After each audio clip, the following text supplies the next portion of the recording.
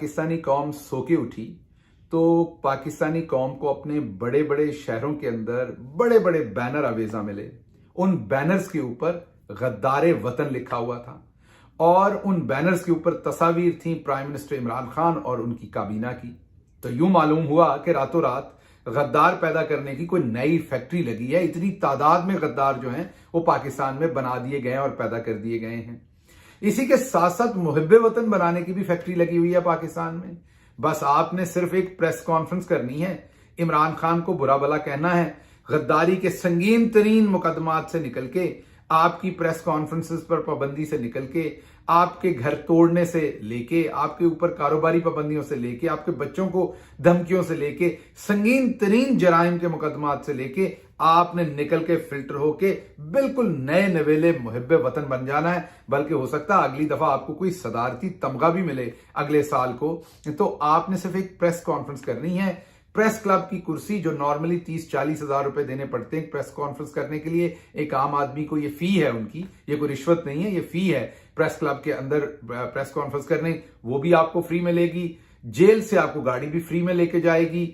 आपकी press conference की arrangement का मैसेज भी पहले से गया होगा, कैमरे लगे होंगे, चकाचौंध रोशनियां होंगी और आप वहां प्रेस कॉन्फ्रेंस करके सिर्फ ये बताएंगे कि इमरान खान का साथ दे के मैंने बहुत गलती की, वो गद्दारे वतन है, मैं उसे छोड़ रहा हूं। तो उसके बाद आप मुहिब्बे वतन हो जाएंगे और आपके तमाम जराइम जो है वो माफ कर दिए जाएंगे। तो ये नई फैक्ट्री लगी है, इसका पाकिस्तान की सियासत पे क्या असर होगा, इमरान खान पे क्या असर होगा, आप पे क्या असर होगा, इस पर आज बात करेंगे। लेकिन इसका थोड़ा सा तकाबली जायजा और इसका हिस्टोरिक पर्सपेक्टिव हमें देखना पड़ेगा। आज जब हम गद्दार पैदा कर रहे हैं, और हम अब से नहीं कर रहे, हम 1947 से पैदा कर रहे हैं, हम जब गद्दार पैदा कर रहे हैं तब से ही अब से, तो हमारे हमसाए में क्या हो रहा है, तो मुझे आपको बताना पड़ेगा कि आज जब हमने यहां गद्दार पैदा किए हैं तो हिंदुस्तान के अंदर टेस्ला ने अपनी दूसरी फैक्ट्री लगाई है गाड़ियां और उनके पुर्जे बनाने की। टेस्ला इस टाइम दुनिया की जदीद तरीन कार है और जो सबसे ज्यादा मुनाफा बख्श उसकी प्रोडक्शन है। वो स्पेस में भी जा रहे हैं, ऊपर खला में भी टेस्ला वाले, ट्विटर को भी वही ओन कर रहे हैं और दुनिया की जदीद तरीन जो टेक्नोलॉजी है उसके अंदर उनका हाथ है। तो आज जब उन्होंने वहां वो पैदा करने की नई टेक्नोलॉजी लगाई है, यहां हमने गद्दार पैदा करने की नई टेक्नोलॉजी लगाई है। तो आप ये देख लीजिए, अभी थोड़ी देर पहले हमें ये पता चला कि हिंदुस्तान के अंदर मर्सिडीज ने अपनी दूसरी फैक्ट्री लगाई है। वो भी वहां पर अब प्रोडक्शन करना शुरू कर रहे हैं, कर चुके हैं बल्कि अब तो उसी वक्त जब ये हो रहा था तो हमें, जब मर्सिडीज की फैक्ट्री लग रही थी तो तब पाकिस्तान के अंदर शहबाज गिल को उठाकर उनके ऊपर दर्जनों गद्दारी के मुकदमात हम बना रहे थे। हम एक गद्दार पैदा कर रहे थे। अब पता नहीं शहबाज गिल में से आपको कितना मुनाफा होना है इस पीडीएम की हुकूमत को। जो हिंदुस्तान वाले ज्यादा मर्सिडीज को देख रहे हैं उन्हें कोई शहबाज गिल नहीं मिल रहा, उन्हें शायद कोई इस तरह का बंदा नहीं मिल रहा, उनकी तवज्जो उस तरफ है। इसी तरह जब हम यहां पर बहुत सारी और चीजों में मसरूफ हैं, हमें इस चीज के ऊपर ज्यादा हमारा शगफ है कि हमने किस तरीके से किस बंदे को किस पार्टी से दूर करना है। जब हम यहां खवातीन को उठाने में लगे हुए हैं और उनके ऊपर पर्चे दर्ज करने में लगे हुए हैं तो हिंदुस्तान में यूट्यूब का दफ्तर खुलता है। जब हम यहां इंटरनेट बंद करने में लगे हुए हैं, हमारी तमाम तर तवज्जो यह है कि पाकिस्तान के अंदर इंटरनेट बंद हो जाए, तब एप्पल जो दुनिया की सबसे बड़ी इस टाइम मोबाइल मैन्युफैक्चरिंग मुनाफा बख्श के हिसाब से कंपनी है, वो वहां पर अपने ऑफिसेस खोल रही है। जब हमें यह लग रहा है कि हमने लोगों के घर तोड़ने हैं, आधी रात को उनके घरों में घुसकर उनको उठा लेना है, उस वक्त हिंदुस्तान जो है वो दुनिया की तीसरा बड़ा मुल्क बन गया कार मैन्युफैक्चरिंग करने में। उनके ऊपर सिर्फ जापान और अमेरिका रह गया है। उनके ऊपर सिर्फ चाइना और अमेरिका रह गया है। जापान को उन्होंने क्रॉस कर दिया है। हिंदुस्तान ने इस साल तकरीबन 21 मिलियन गाड़ियां बनाई हैं, मैन्युफैक्चर की हैं, जो उन्होंने एक्सपोर्ट भी की हैं और अपने यहां भी इस्तेमाल की हैं। और उनके ऊपर जो नंबर है वो बहुत दूर नहीं है, वो 25-26 मिलियन के ऊपर है। तो वो अभी उनके जो सुजुकी के उनके वहां पर हेड हैं RC भागवा, वो कह रहे हैं कि बहुत जल्द हिंदुस्तान दुनिया का नंबर 1 मुल्क बन जाएगा गाड़ियां मैन्युफैक्चर करने में, गाड़ियां बनाने में। तो आप जरा थोड़ा सा गौर कर लीजिएगा कि हमारी प्रायोरिटीज क्या हैं और उनकी प्रायोरिटीज क्या हैं, जब हम लोगों के बच्चों को धमकियां दे रहे हैं, जब हम लोगों के बच्चों को धमकियां देकर उनसे पार्टियां छुड़वा रहे हैं, जब हम एमपीएस और एमएनएस के लेवल पे गए हुए हैं कि वो पार्टी छोड़ दें, तो उनकी जान को और उनकी फैमिली को बिल्कुल मुकम्मल बका है। तो उसी वक्त हिंदुस्तान ने 10 अरब डॉलर से ज्यादा, ये मैं रिपीट कर रहा हूं, 10 अरब डॉलर से ज्यादा मोबाइल मैन्युफैक्चरिंग का नंबर अपना क्रॉस किया है। वो जो अपने यहां मोबाइल बना रहे हैं वो 10 अरब डॉलर से ऊपर चले गए हैं। जब हम अपने यहां ये कोशिश कर रहे हैं कि हमने किस तरीके से किस पॉलिटिकल पार्टी को हमने अपने यहां पर पाबंदी लगानी है, तो उस वक्त हमें पता चलता है कि हिंदुस्तान की जो टोटल एक्सपोर्ट है वो 700 अरब से ऊपर चली गई है। याद आपको रहना चाहिए कि इमरान खान के जमाने में हमने इसको 22-24 अरब से उठा के 30-31 अरब तक बड़ी मुश्किल से लेके गए थे, जो अब वापस 25-26 अरब पर वापस लाई जा रही है।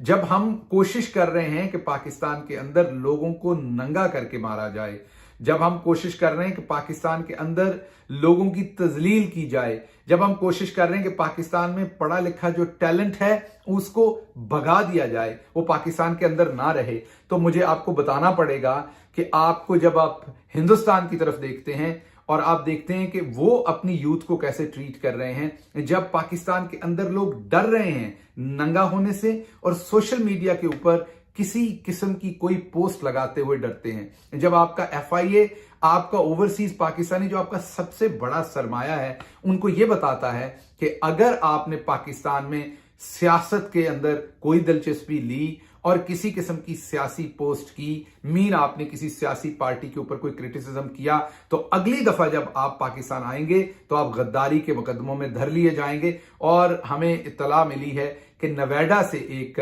पाकिस्तानी खातून जिनका नाम बिल्कीस है शायद, उनको पहले ही पकड़ लिया गया है इसी तरह के एक जुर्म में। तो जब आप ये करेंगे उस वक्त हिंदुस्तान के जो ओवरसीज, जिन्हें एनआरआई वो कहते हैं, नॉन रेजिडेंट इंडियंस, आप उनकी तरफ देखें तो आपको नजर आता है गूगल का सीईओ जो है सुंदर, वो हिंदुस्तान से, आपको नजर आता है माइक्रोसॉफ्ट का सीईओ सत्या, वो हिंदुस्तान से, आपको अडोब का सीईओ नजर आता है कृष्णा, हिंदुस्तान से, आपको विमो का सीईओ नजर आता है अंजलि, वो भी हिंदुस्तान से, आपको स्टारबक्स का इंटरम सीईओ नजर आता है कॉफी का, वो भी हिंदुस्तान से, आपको फेडेक्स का सीईओ राज नजर आता है, वो भी हिंदुस्तान से। अमेरिका की 50 बड़ी यूनिवर्सिटीज के जो बिजनेस स्कूल्स हैं, जो इनकी इकोनॉमी को, इनके बिजनेस को डायरेक्टली कंट्रोल करते हैं, या डायरेक्टली कंट्रोल का मतलब ये कि जो उनका पावर इंजन है, जो उनको स्टूडेंट्स, पॉलिसीज, प्रोफेशनल सप्लाई करते हैं, उनकी 30% फैकल्टी इस टाइम जो है,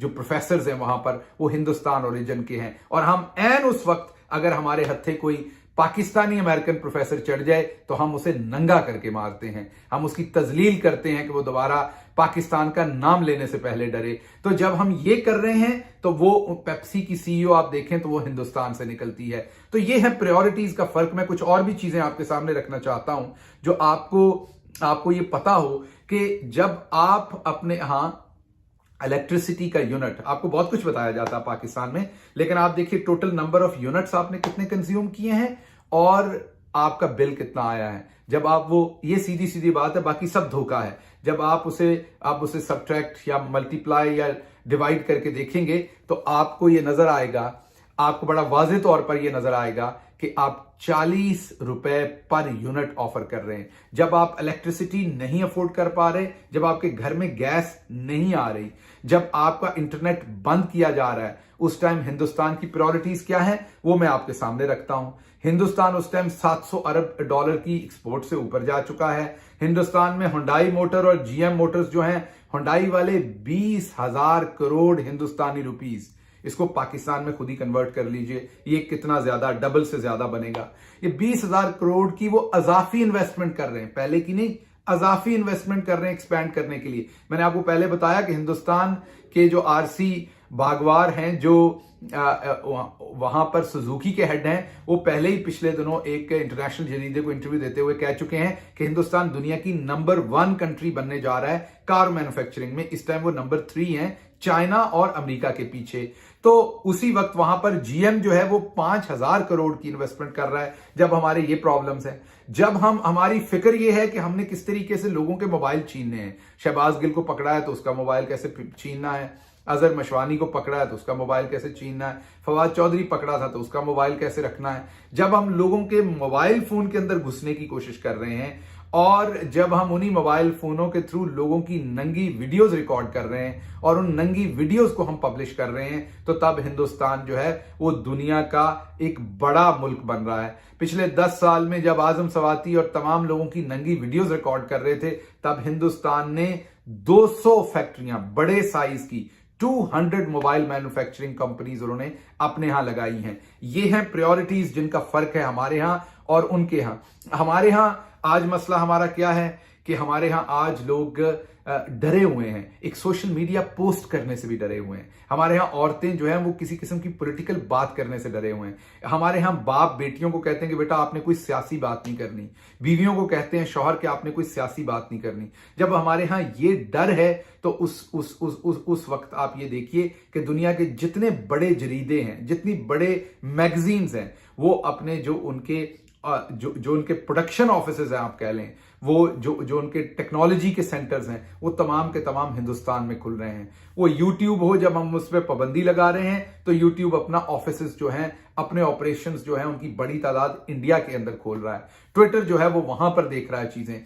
तो कहने की बात यह है कि हम किस तरफ जा रहे हैं, लेकिन क्या ये हम अभी जा रहे हैं? नहीं, ऐसा नहीं है। अपनी तारीख पे जरा नजर दौड़ाइए। सबसे पहले जो हमने गद्दार पैदा किया था वो मादरे मिल्लत फातिमा जना थी, क्योंकि उन्होंने अयूब खान साहब के खिलाफ इलेक्शन लड़ने की जुर्रत की थी, जसारत की थी। तो सबसे पहले आज जो किरदार हैं इन्हीं के बाप, आज जो किरदार हैं इन्हीं लोगों के जो वालिदैन थे, क्योंकि वो तब भी अशराफिया उधर ही खड़ी थी, उन्होंने गद्दार कहा। उसके बाद आज भी हिंदुस्तान मिलियंस ऑफ डॉलर्स कमाता है।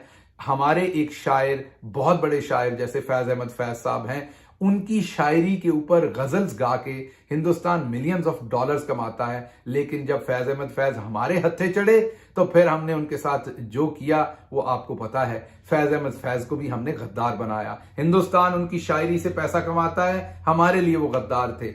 और फैज अहमद फैज कौन थे? सच्चे पाकिस्तानी, यहीं रहे, यहीं मरे, यहीं की मट्टी के अंदर वो दफन हुए, लेकिन हमने उनको उनकी जिंदगी के अंदर गद्दार कहा। जब हिंदुस्तान सॉफ्टवेयर इंडस्ट्री में पूरी दुनिया में राज कर रहा है और आज उनकी सॉफ्टवेयर इंडस्ट्री जो है वो 300 बिलियन से ज्यादा के जो रेवेन्यूज जनरेट कर रही है, तब हम पाकिस्तान के अंदर सॉफ्टवेयर अपडेट कर रहे हैं।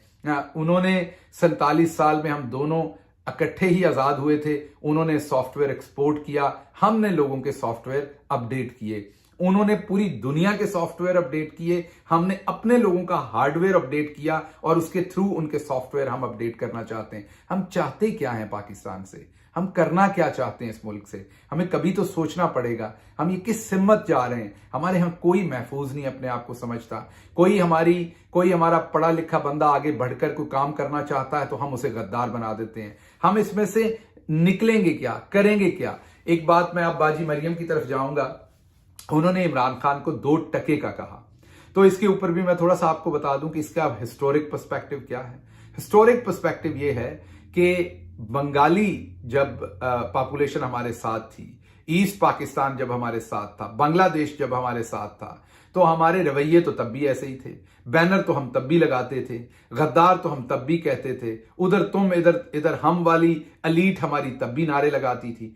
तो तब उनको ह्यूमिलिएट करने के लिए कहा जाता था तेरी 2 टके की औकात है, क्योंकि टका वहां की करेंसी थी। तो आप उनको ह्यूमिलिएट करने के लिए 2 टके की औकात कहा जाता था। तो ये मुहावरा जो है वो इसलिए बना कि टके की कीमत बहुत कम थी, टका बहुत नीचे था। तो किसी को अमूमी तौर पर उसकी हैसियत नीचे बताने के लिए कहा जाता था तेरी 2 टके की औकात नहीं है या तेरी 2 टके की औकात है। तो मरियम सफदर साहबा ने कल इमरान खान को कहा कि तुम्हारी 2 टके की औकात है। बीबी जरा इलेक्शन में आओ ना तो आपको पता चले कि इमरान खान की औकात क्या है और आपकी औकात क्या है। आप जरा ये जिनके पीछे छुपी हुई हैं वहां से निकल के सामने आए तो पॉलिटिकल औकात का सबको पता चल जाएगा। रही 2 टकों की, तो टके का रेट 1972 में चेक कर लें। शायद ये मुहावरा तब भी नहीं कहना चाहिए था, लेकिन शायद मुहावरा बनाने की कुछ समझ तब आती हो, शायद इस तरह की बेहयाई की कुछ समझ तब आती हो। लेकिन आज ये उलट हो चुका है। आज एक बांग्लादेशी टका जो है वो तकरीबन पौने 3 रुपए पाकिस्तानी हो चुका है।